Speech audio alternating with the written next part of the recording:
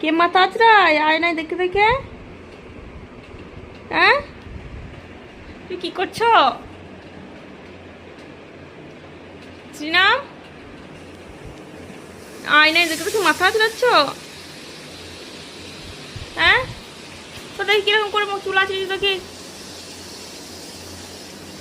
হয়েছে? কোথায় যাবে এবার? মেট্রো? এই সকালবেলা নিজে নিজে মাথা আছড়াচ্ছে, মেট্রো যাবে। মেট্রো